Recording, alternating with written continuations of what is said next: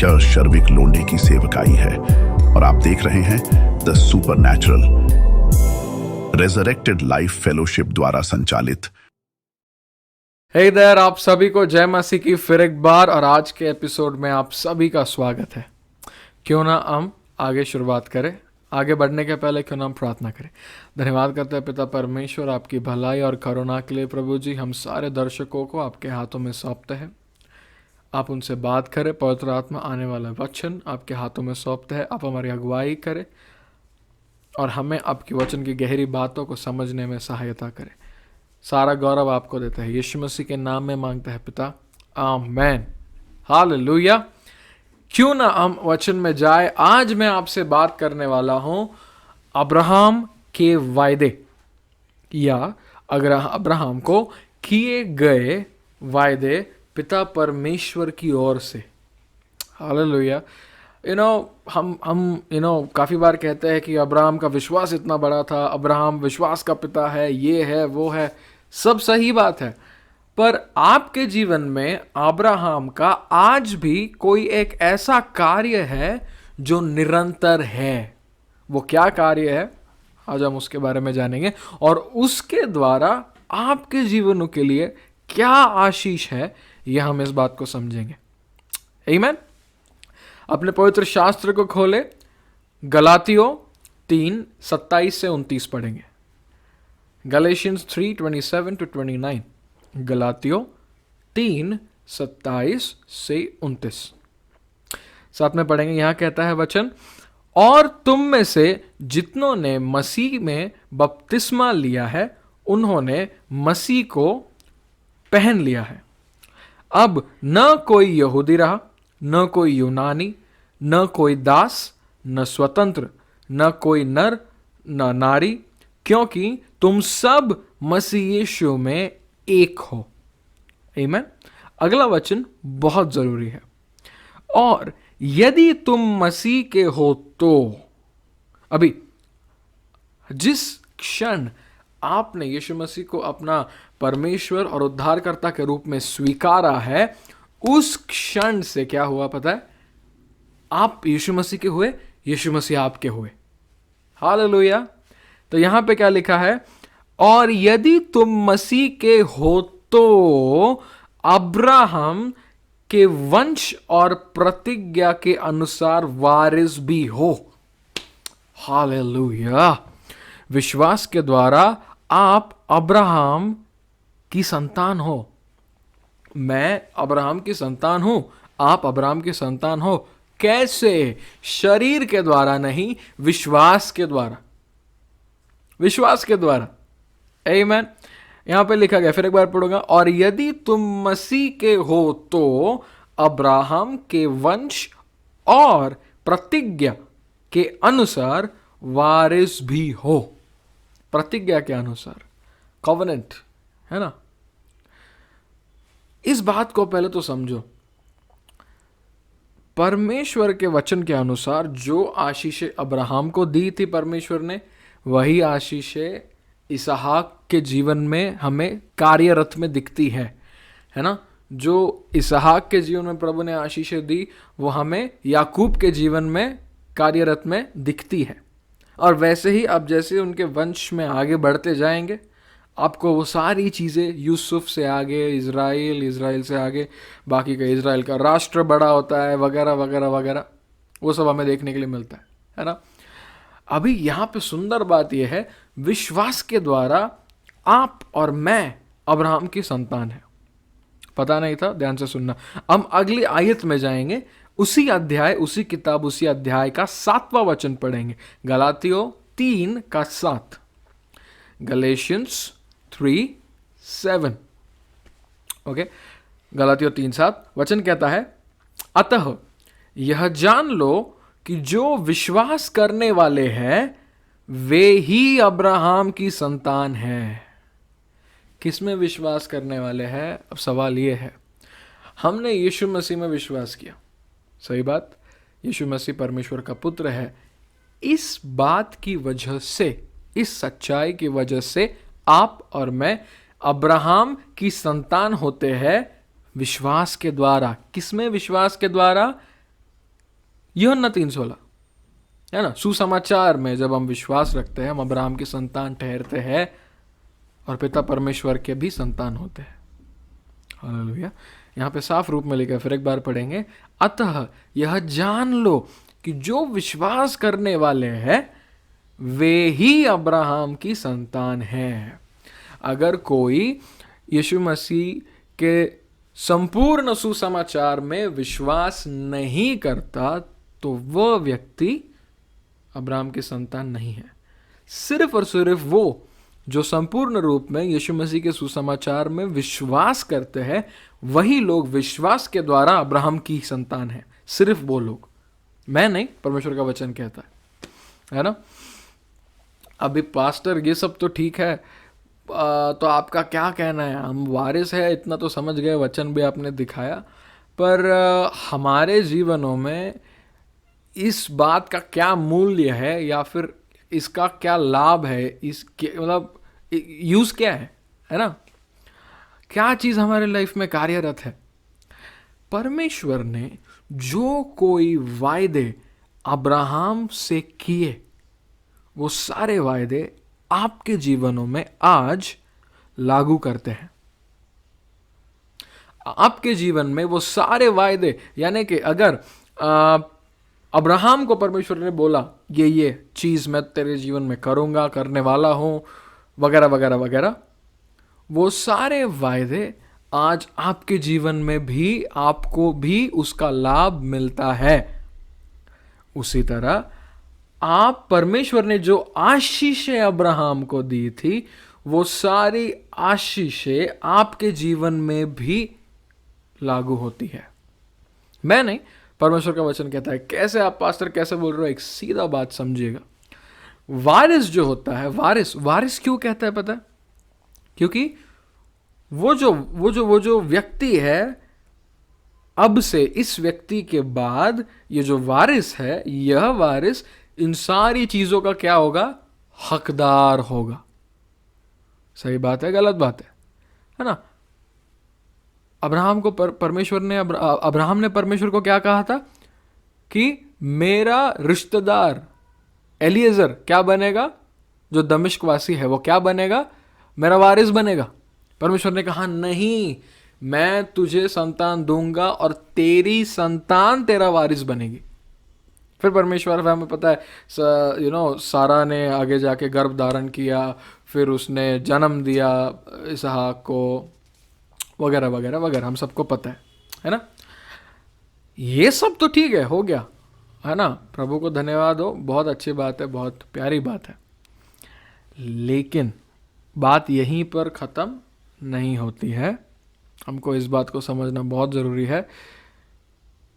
इसहाक, याकूब, यूसुफ, फिर बाद में मूसा, यहोशू, पूरा इज़राइल वगैरह वगैरह, ये सारे लोग अब्राहम से आए हुए शारीरिक रूप के वारिस थे। लेकिन जब आप और मैं यीशु मसीह के संपूर्ण सुसमाचार में विश्वास करते हैं, हम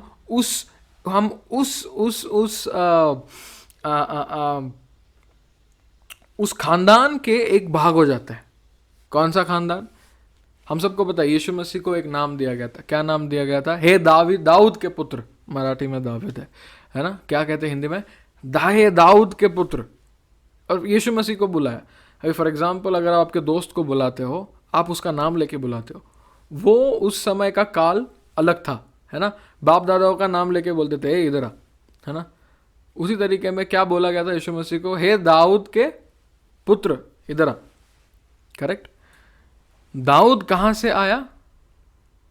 उसी ब्लड लाइन अंग्रेजी में कहते हैं, मेरे को हिंदी उसके लिए शब्द नहीं आ रहा है, ब्लड लाइन अंग्रेजी में कहते हैं।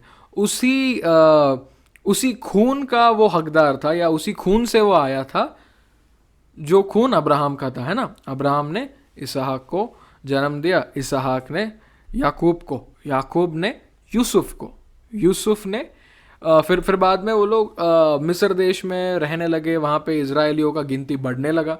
बढ़ने लगा का क्या मतलब है? वो जो छोटा परिवार था, रिश्तेदार रिश्तेदार रिश्तेदार बढ़ने लगे। अब वो एक छोटा सा परिवार नहीं था, अब वो देखते ही देखते एक छोटा सा शहर बन गया था, फिर एक राज्य बन गया, फिर एक शहर, फिर एक राष्ट्र बन गया। करेक्ट। फिर ये लोग वहाँ पे, उनको सताव बढ़ने लगा, वहाँ के लोगों ने देखा ये लोग बढ़ रहे हैं हमारे भूमि में, ये लोग बढ़ रहे हैं, तो इनको क्या गुलाम बना दिया, है ना। फिर मूसा का स्टोरी हम सबको पता है। फिर परमेश्वर मूसा को बोलता है जा मेरे लोगों को छुड़ा के लेके आ। फिर मूसा जाता है, फिर सारे लोग यहाँ से निकल के जंगल में आते हैं, अंग्रेजी में विल्डरनेस जिसको कहते हैं, है ना, वहाँ से निकल के यहाँ आते।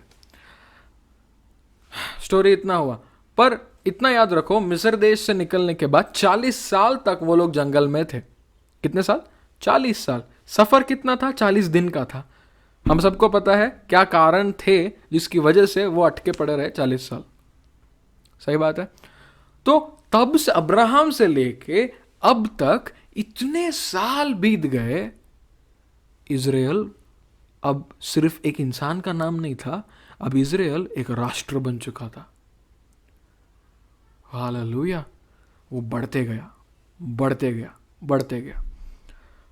इसलिए दाऊद अब्राहम की संतान है, एक तरीके से देखे तो, है ना। और इस बात को कोई झूठ नहीं ठहरा सकता, क्योंकि परमेश्वर का वचन इस बात की गारंटी देता है। ठीक है। इसके बाद फिर बाद में आप आप जाके, मेरा आपसे बहुत ज़्यादा नम्र विनंती है, मत्ती रचित सुसमाचार का पहला अध्याय आराम से पढ़िएगा, है ना। उसमें पूरा लिखा है, आदम हवा से लेके यीशु मसीह तक अच्छे से लिखा है, कौन किसका बेटा है, क्या नहीं है। आपको तब अच्छे से इजीली, आसानी में समझ आएगा। तो ये सब हुआ, और ये सब होने के बाद दाऊद के ही आने वाले पीढ़ियों में से यीशु मसीह ने उससे जन्म लिया, है ना, दाऊद के खानदान से। इसलिए यीशु मसीह को हे दाऊद के पुत्र इस तरीके से लोग बुलाते थे। अब समझ में आ गया? जिनको नहीं पता था उनके लिए मैं थोड़ा सा ये डाउट क्लियर कर रहा था। ओके। अब क्योंकि हम अभी ना, मैं इजराइल में पैदा हुआ, सही बात है ना, मैं इजराइल में तो पैदा नहीं हुआ ना, मैं तो इधर हुआ हूँ अहमदनगर में। हाँ, आप तो इजराइल में नहीं पैदा हुए, शायद आप में से कुछ लोग हो भी सकता है, कुछ नहीं हो सकता है, काफी लोग नहीं होंगे, है ना। पर फिर भी हम अब्राहम के वारिस है विश्वास के द्वारा। विश्वास के द्वारा, आपको समझना है इस बात को। मैं शारीरिक वारिस होने के बारे में बात नहीं कर रहा हूं, विश्वास के द्वारा। ओके। अब ये वचन पढ़ेंगे तो आपको ज्यादा समझ में आएगा। गलातियों 3:7, अतः यह जान लो कि जो विश्वास करने वाले हैं वे ही अब्राहम की संतान है। इसका और एक मतलब क्या होता है पता है? अगर मैं यहूदी हूं शारीरिक रूप में, मैं अब्राहम की संतान हूं, लेकिन अगर मैं यीशु मसीह में विश्वास नहीं करता, मैं अब्राहम की संतान नहीं हूं, होकर भी नहीं हूं। सोचिए, आप नहीं हो, पर परमेश्वर ने आपको ठहराया है उसकी संतान विश्वास के द्वारा। क्यों? क्योंकि जो कोई आशीष अब्राहम को दी, अब वो आपके जीवन में भी कार्यरत में है। जो कोई वायदे परमेश्वर ने अब्राहम को दिए, वो सारे वायदे आपके जीवन में भी आज कार्यरत में है। हालेलुया। कितनी सुंदर बात है नहीं? है ना। हम अगले वचन में जाएंगे, अभी एक उदाहरण देंगे किस प्रकार का वायदा, है ना। अब बोल रहे हो पास्टर वायदा मतलब कहना क्या चाहते हो, है ना। मेरे साथ खोलेंगे उत्पत्ति 17:6।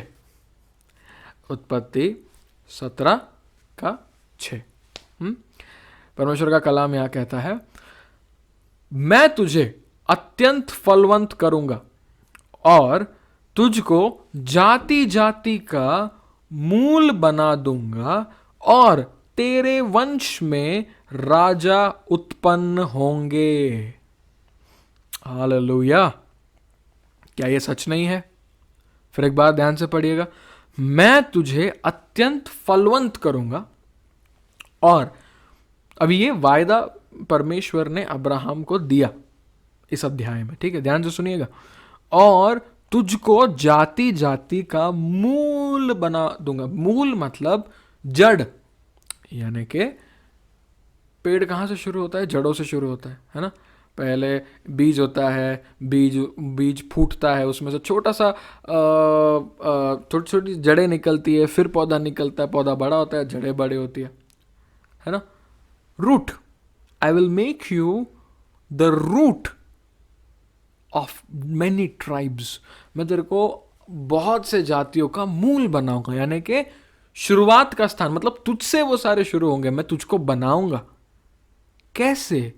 यीशु मसीह, अभी मैंने कहा ना, हम इजरायली नहीं, हम यहूदी नहीं है, करेक्ट, लेकिन यीशु मसीह में विश्वास करने की वजह से आज अब्राहम हमारा मूल हो गए, यानी कि हम उनकी संतान हो गए, उनके वारिस हो गए।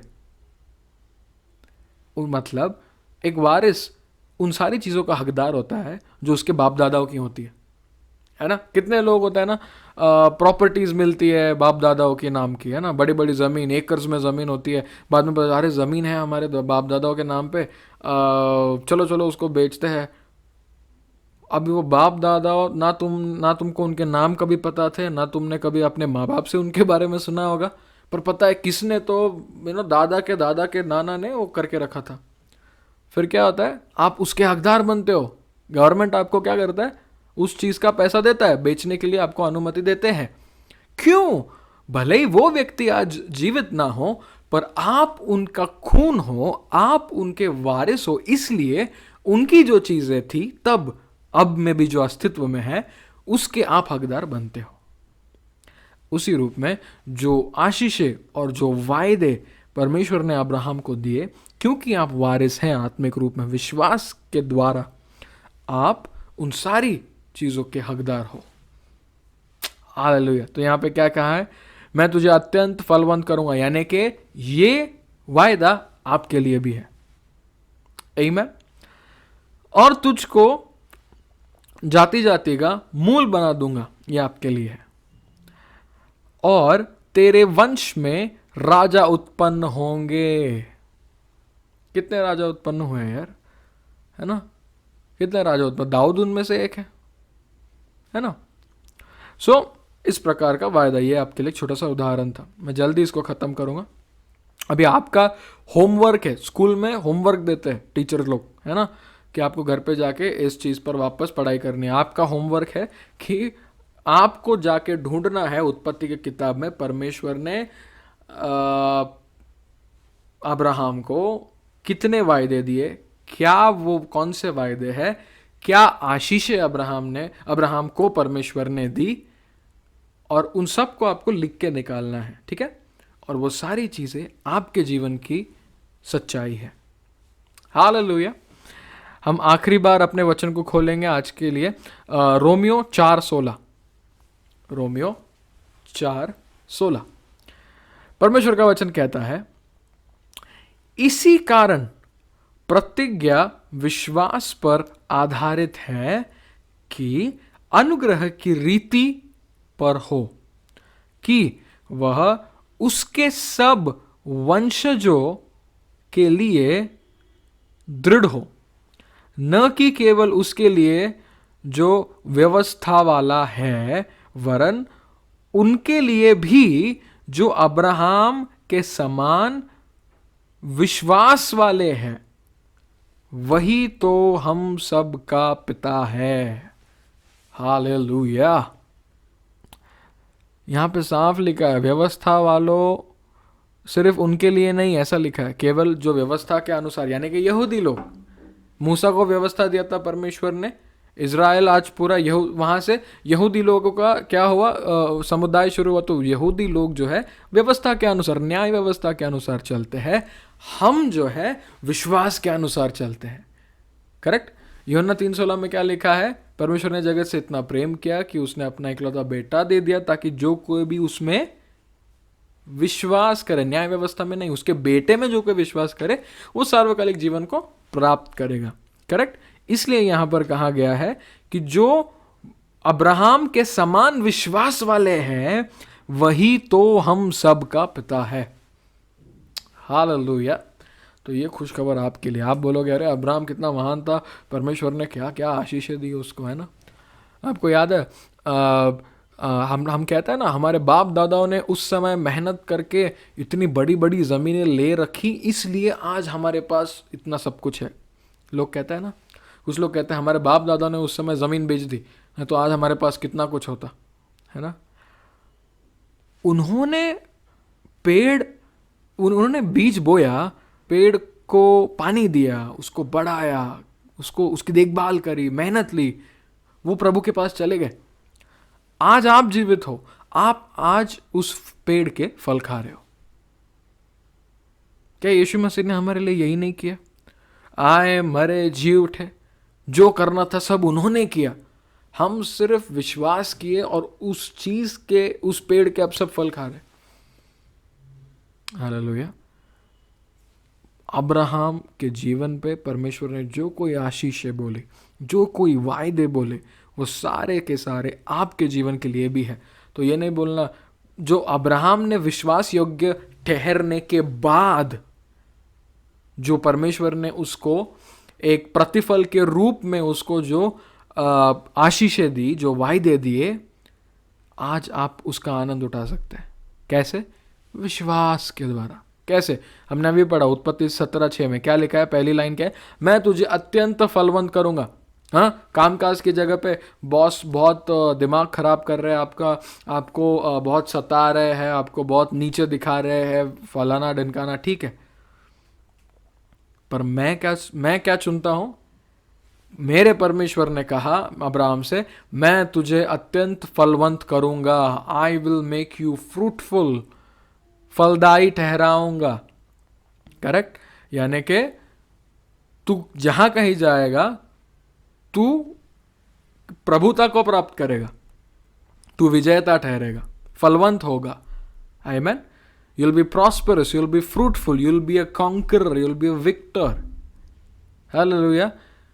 मैं उसमें विश्वास करता हूं। तो जब मैं उसमें विश्वास करता हूं, जो मैं उसका वारिस हूं ना, जो ये चीज लिखा गया, तो ये चीज मेरे जीवन में फिर कार्यरत में आती है।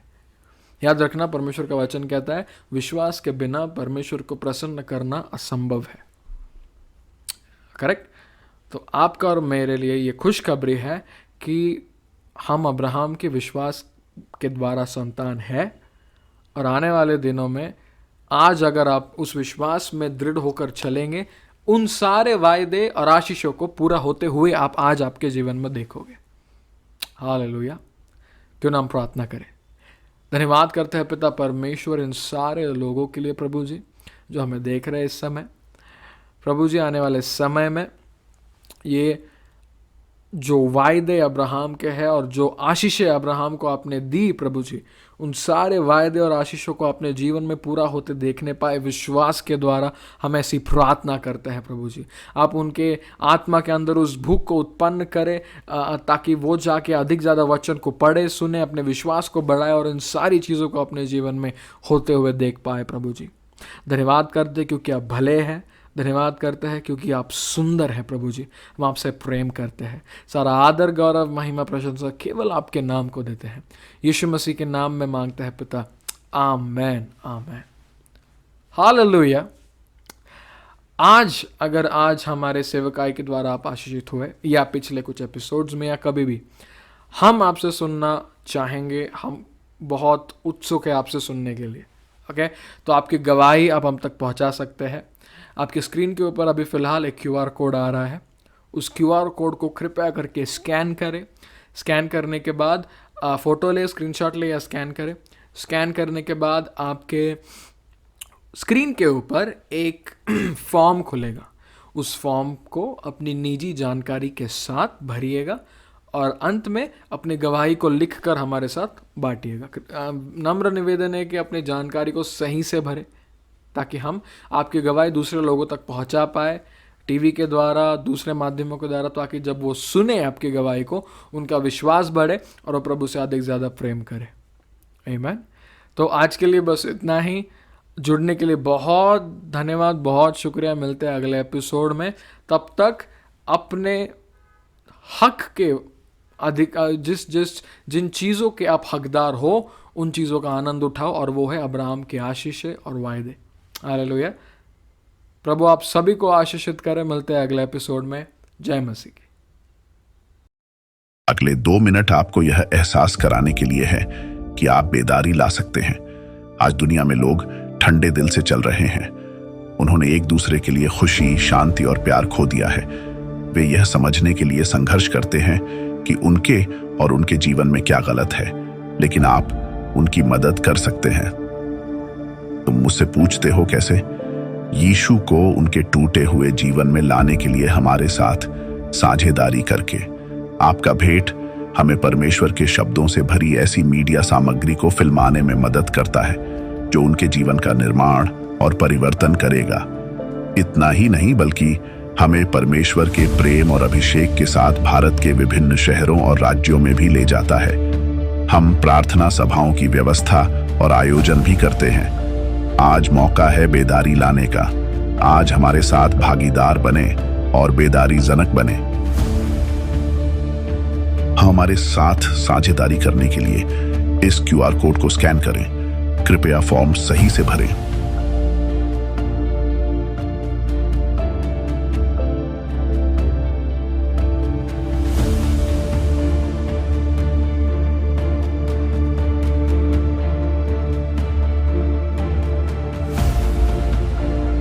और हमारे सोशल मीडिया प्लेटफॉर्म जैसे व्हाट्सएप, इंस्टाग्राम और यूट्यूब पर हमसे जुड़ने के लिए नीचे दिए गए कोड को स्कैन करें और सुनिश्चित करें कि आप हमें फॉलो करते हैं।